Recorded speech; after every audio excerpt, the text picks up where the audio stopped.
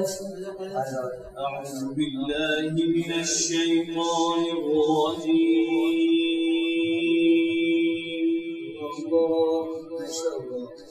بسم الله الرحمن الرحيم.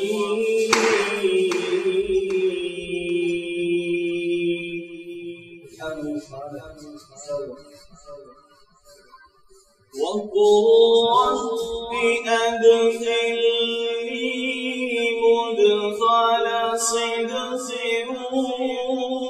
وأخرجني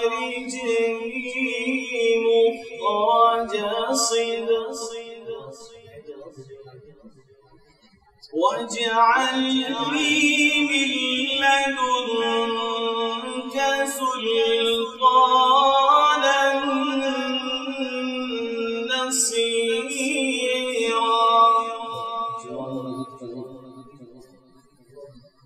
وقل جاء الحق وزهق الباطل إن الباطل كان زهوقا.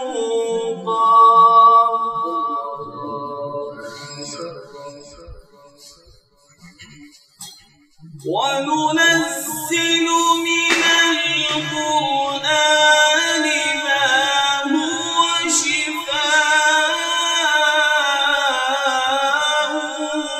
ورحمة للمؤمنين ولا يزيد الظالمين إلا خسارا.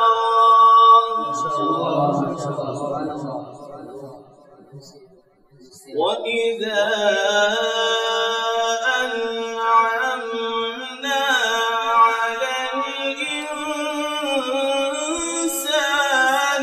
أعرض ونأى بجانبه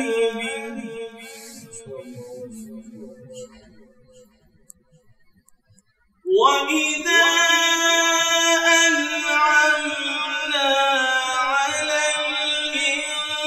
الإنسان أعرض ونأى بجانبه وإذا مسه الشر كان يئوسا.